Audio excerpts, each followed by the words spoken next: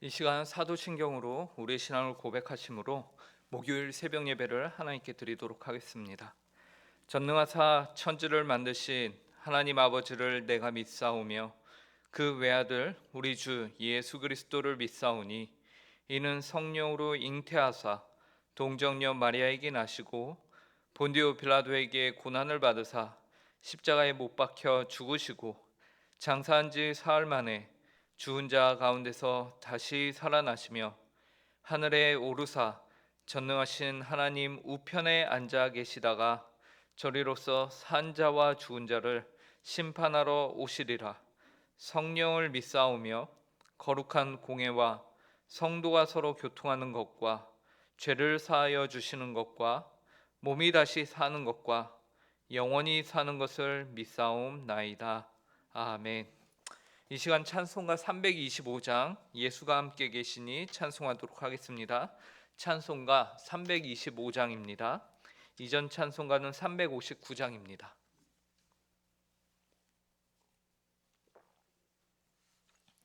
찬송가 325장 한 목소리로 찬양하도록 하겠습니다.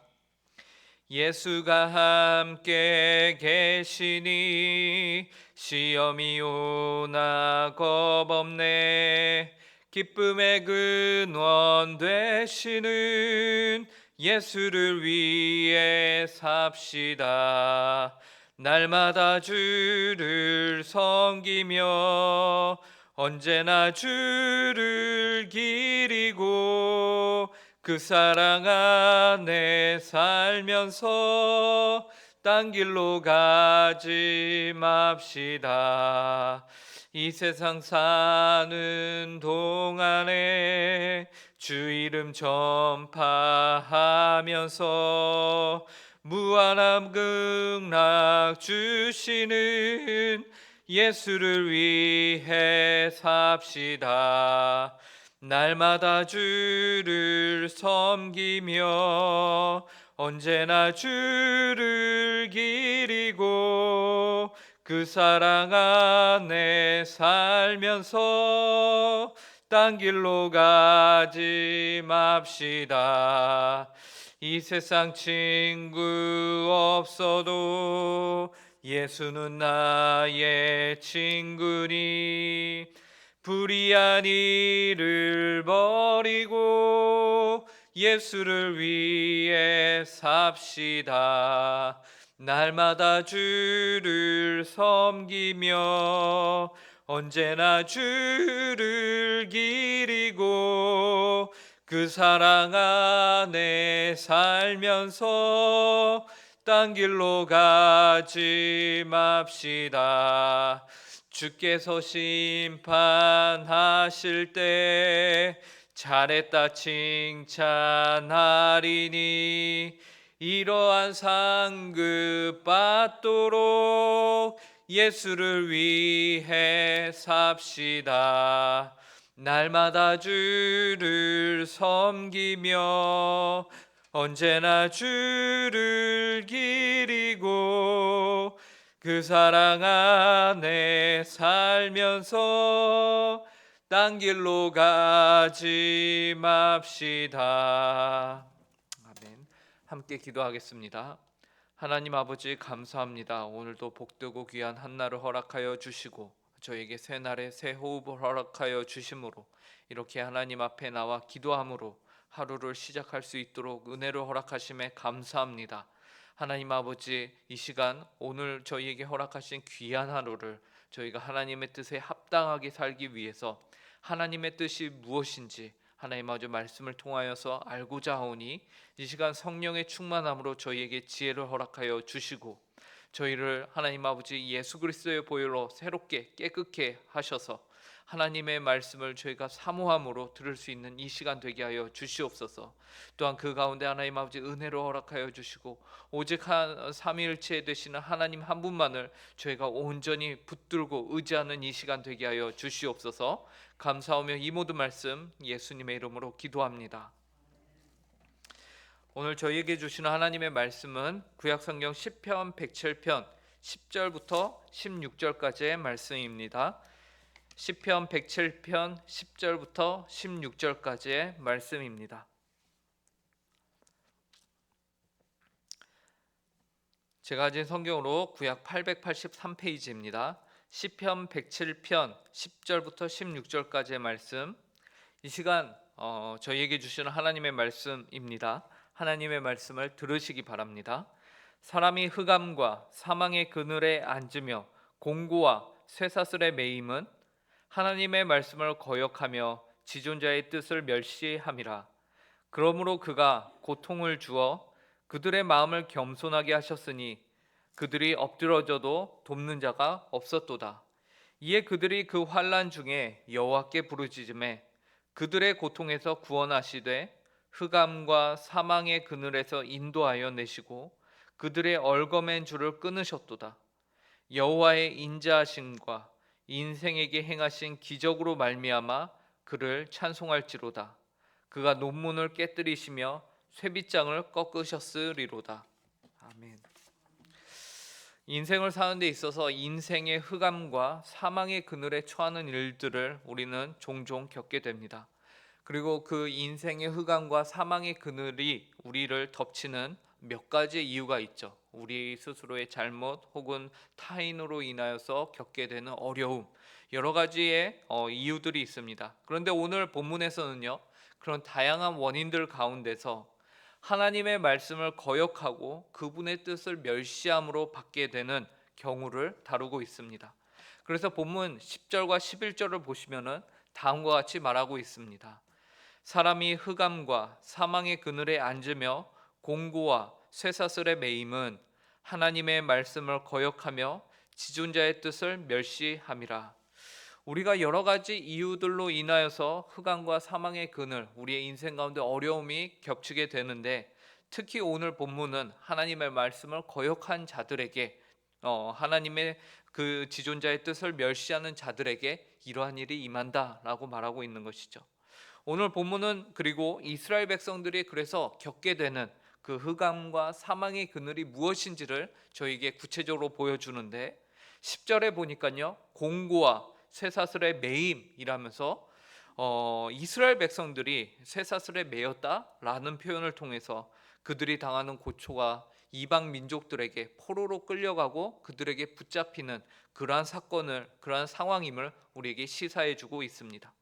이러한 상황은 하나님의 말씀을 거역하며 지존자의 뜻을 멸시하였기 때문에 11절의 말씀으로 미루어 보아 이스라엘 백성들이 하나님의 말씀을 거역하였다는 것, 그리고 그뿐만이 아니라 그 마음 가운데 어떤 마음이 있었느냐, 지존자의 뜻을 멸시하는 마음이 있었다라는 것이죠.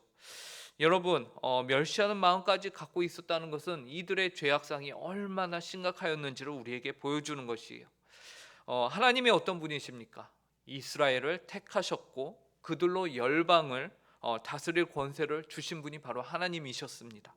하지만 하나님으로부터 택함을 받고 애굽에서 종살이하던 삶에서 자유인이 되고 이제는 이스라엘이라는 놀라운 국가까지 만든 그래서 열방을 다스릴 수 있는 복을 받게 된 이들의 삶이었음에도 불구하고 그들은 더 이상 하나님을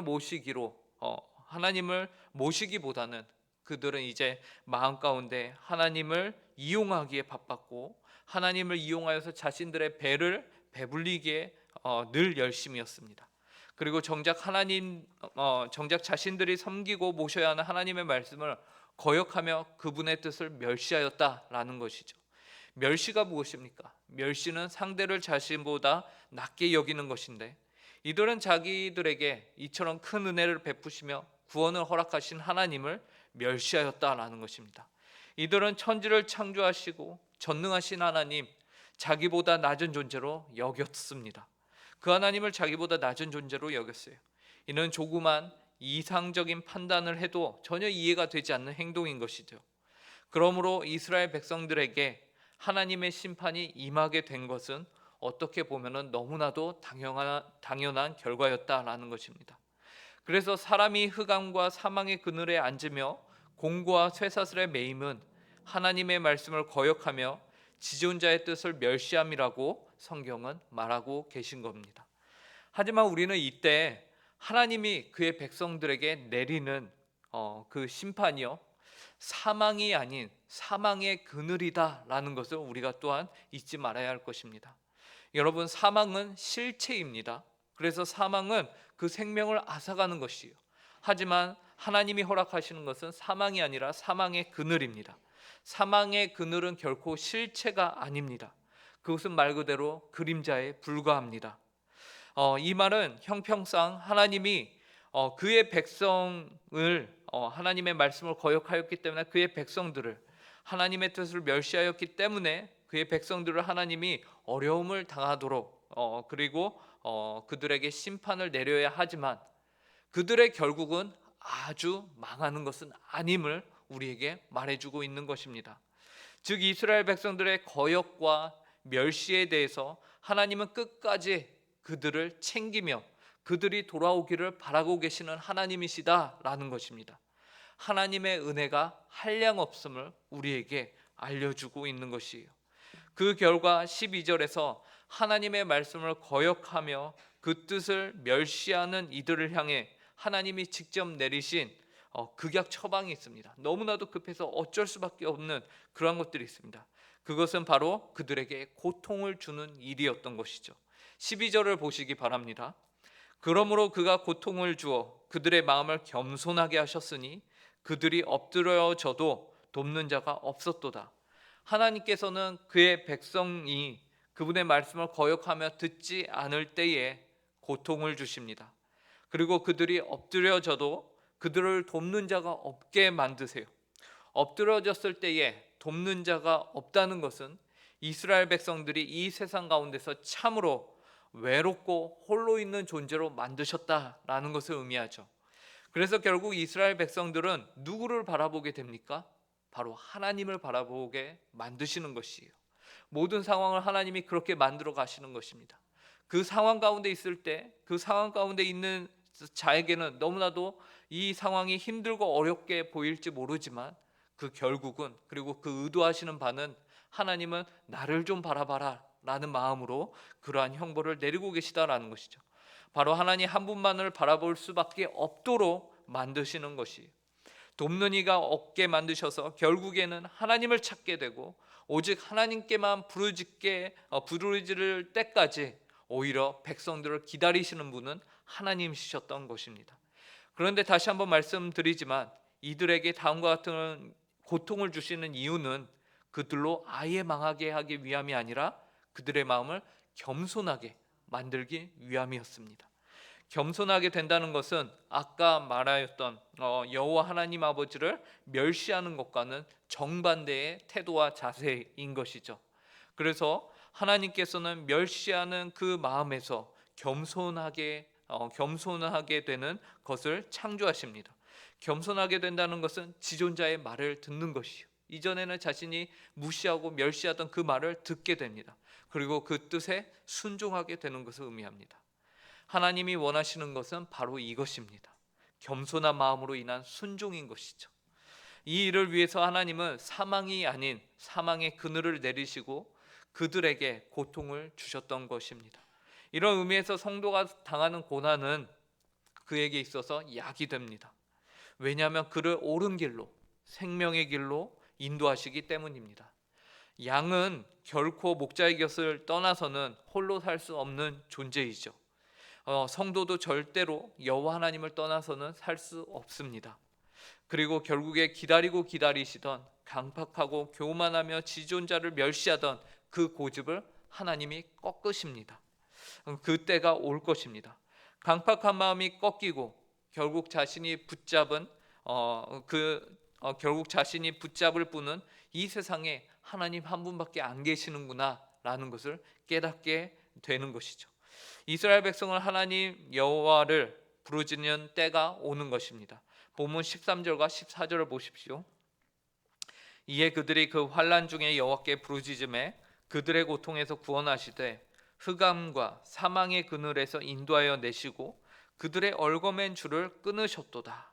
그들이 과거에 얼마나 나쁜 자들이었던지, 혹은 하나님 앞에서 얼마나 극악무도한 범죄를 저질렀던지 상관없이 그들이 전심으로 그리고 진심으로 여호와 하나님께 환난 중에 부르짖을 때에 하나님은 그들을 고통에서 구원해 주셨습니다. 그들을 흑암과 사망의 그늘에서 인도하여 내시고 그들의 얼거맨줄을 끊으시는 분은 바로 하나님 한 분밖에 안 계셨던 것이에요.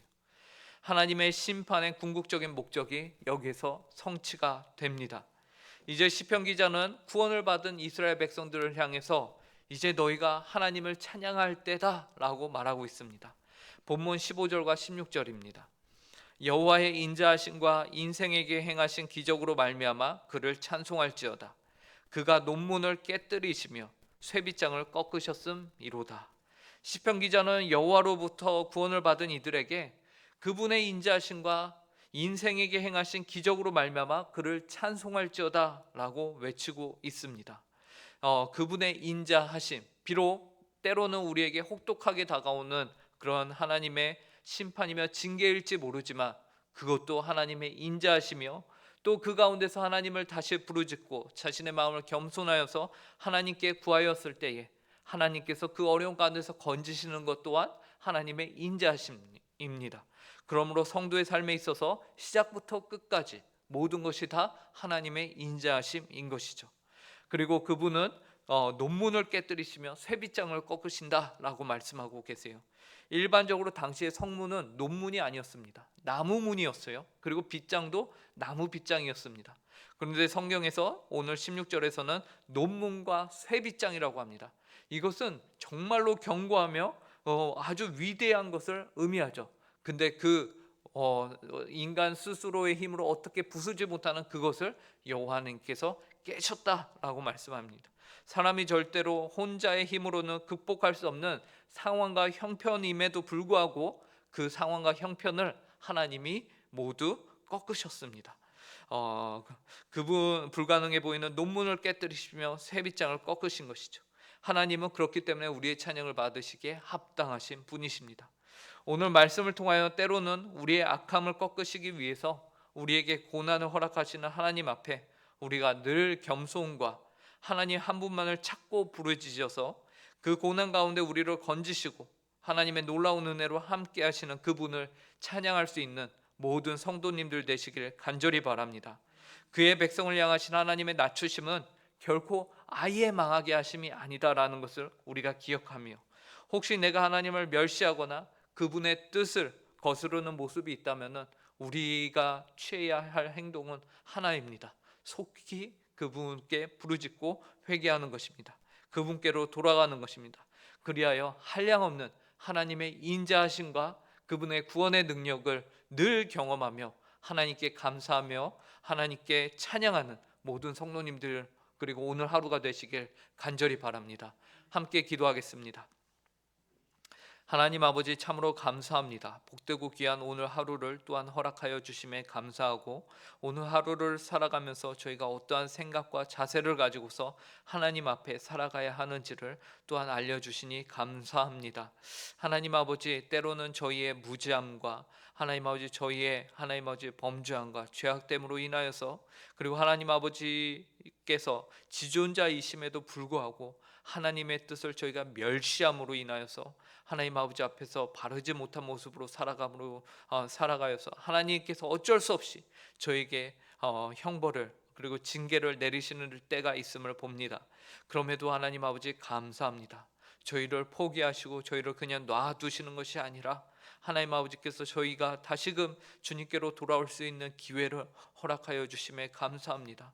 하나님 아버지 바라기는 저희가 하나님 아버지의 뜻을 거스르지 않게 하여 주시고 오늘 하루도 하나님 아버지 앞에서 저희가 더 하나님 아버지의 뜻에 합한 삶을 살아갈 수 있도록 은혜를 허락하여 주시옵소서.